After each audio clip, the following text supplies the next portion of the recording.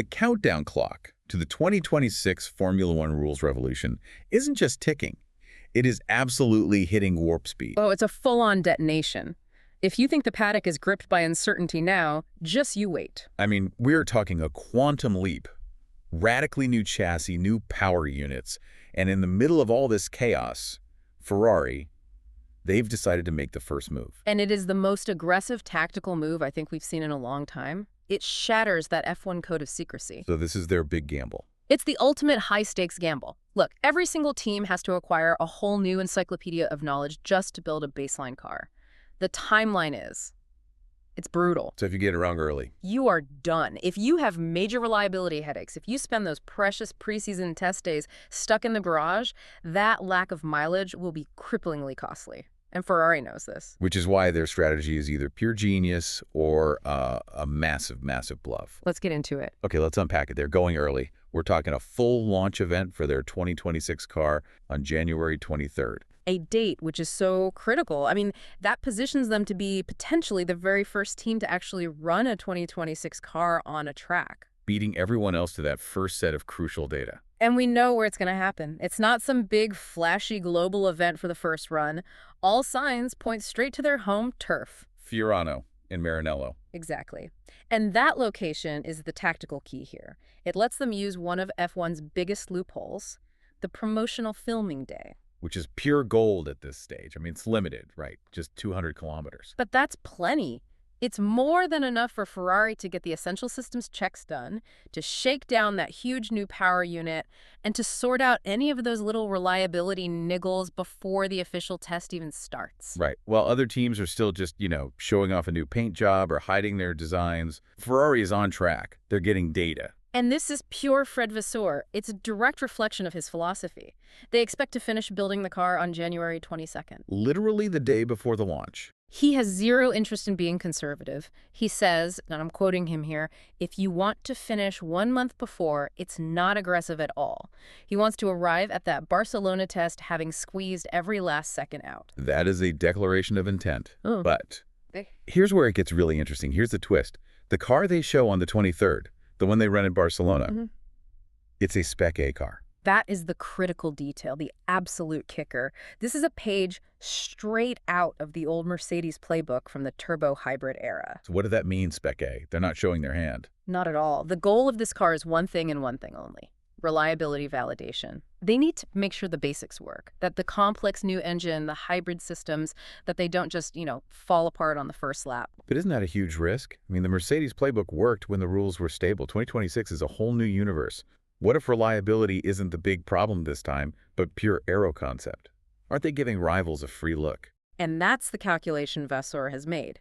He's betting that the risk of a catastrophic reliability failure, one that costs them 2 or 3 days of that 5-day test, is bigger than the risk of rivals seeing their early concept. So he thinks the engine and the hybrid bits are the real minefield. Precisely. If they can validate those early, they get a tactical advantage that no amount of aero secrecy can make up for. So what we're really talking about here is a stealth launch.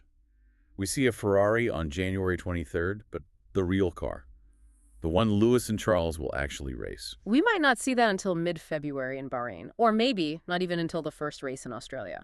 While teams like Alpine and Haas are just showing liveries, it's an absolute declaration of war on the timeline. And that declaration, well, it kicks off the most explosive part of this whole revolution, the upgrade war. Let's get into that development battle. Oh. But before we hit the accelerator, a quick word for everyone joining us. This segment is part of our news coverage of recent F1 events. If you're watching this on YouTube, welcome to DRS Zone. Don't forget to subscribe for more F1 content. Okay, the upgrade war. It is going to be brutal, especially in that first half of the season. And Ferrari, they are way ahead on this. Incredibly advanced. We know for a fact they stopped major aero development on their 2025 car back in April. They basically banked almost a full year of development time for 2026. They've sacrificed the short term for the long term, but there is one giant invisible opponent that keeps everyone in check. The cost cap crunch. That's the one. Teams can't just throw money at the problem anymore. They can't just bolt on every new part they design. Success will come down to ruthlessly Picking and choosing the components that give you the biggest bang for your buck. It forces engineers to be strategic accountants, not just designers. And every single mistake costs real money. that you just can't get back. Which leads us to the biggest unknown of all, the step into the void. Right. All this work so far, all the simulations, all the CFD, it's all been done in isolation. It's just theory. And when they finally get on track with 19 other theories, all that work could literally get thrown out of the window. So early success isn't about having the best design on paper. No, it's about being the team that learns the fastest, who can correlate their data quickest, who can shift development on the fly. You might have a theory on how to use your energy, but then you get into a race and you have to defend or attack, and your entire philosophy changes. And the cars themselves are they're insanely complex. The opportunity for mistakes is huge. Think about it from the driver's seat. You've got a new engine, active aero, new energy harvesting, a boost mode, an overtake mode. It's an enormous amount of tech to manage under pressure. The margin for error is basically zero. Which brings us right back to VASSEUR's motivation for launching early. It's a call to arms. He wants his team ready to pounce on those early chances, to get on that quick learning curve he talks about. And that focus puts a massive spotlight directly onto the drivers. Especially one driver who needs this reset more than anyone, Lewis Hamilton. Oh, that sets the stage perfectly for the absolute inferno that was his 2025 season. You can't put it any other way. Yeah. His first season at Ferrari, yes, 156 points is respectable. Yes, he won that sprint race in China. And he was only just over a 10th off LECLERC in qualifying on average. The margins were tiny. But Lewis Hamilton did not go to Ferrari to be a solid and respectful number 2 driver. He's there for championships, and 2025 was a bitter disappointment. And he just could not get to grips with that car. The sources called it esoteric to drive, which is putting it mildly. What does that mean in real terms? He struggled with the level of engine braking they use for rotation, a fundamental difference from what he was used to. He kept saying he needed a better feel from the Brembo brakes. He just couldn't find that magic that defines his career because the car fought his natural style. And VASSEUR even admitted it. He said they underestimated how big the change would be for him. Of course they did. He'd spent his entire career in the McLaren-Mercedes system.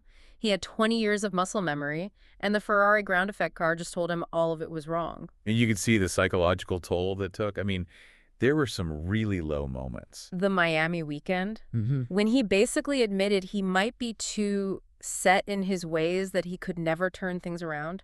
Coming from a 7-time champion, that is a devastating thing to hear. And it all boiled over at the end of the season. I mean, it ended in a firestorm of pure emotion. He failed to get out of Q1 in his last 4 qualifying sessions. 4 in a row. Unthinkable. And after Abu Dhabi, he talked about having an unbearable amount of anger and rage. That's not just being disappointed. That is an inferno inside him.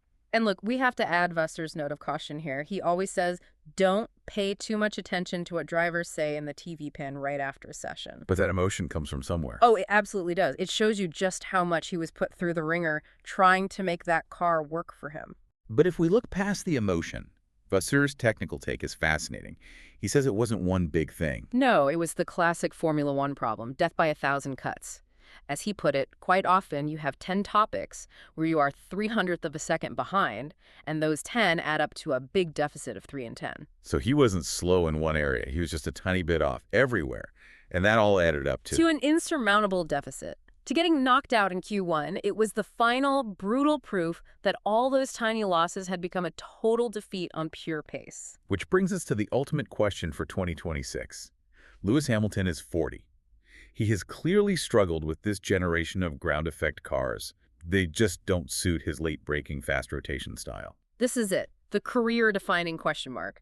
The 2026 rules are a total reset. They offer him the hope that he can finally drive the way he wants to again without fighting the car's basic DNA. But if he can't?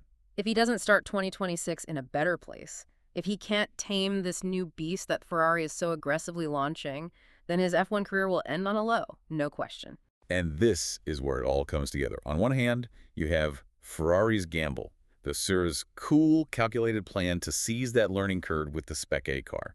Pure logic. And on the other, you have Lewis Hamilton, fighting against age, history, and that raw, unbearable anger from a season that broke him down. Pure, unfiltered emotion. So what's going to dictate Ferrari's success in 2026? The clock, or the driver's temperament, VASSEUR's calculation, or Hamilton's rage? That's the billion-dollar question. Which force will win out? The meticulous plan or the unpredictable human element? So I have to ask you, listening to this deep dive, Is that Spec A playing genius, or is it madness?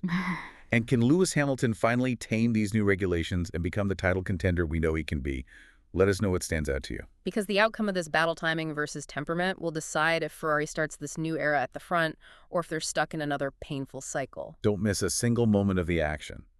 Keep up with everything happening on and off the track and follow DRS Zone on all our platforms, TikTok, Instagram, and YouTube.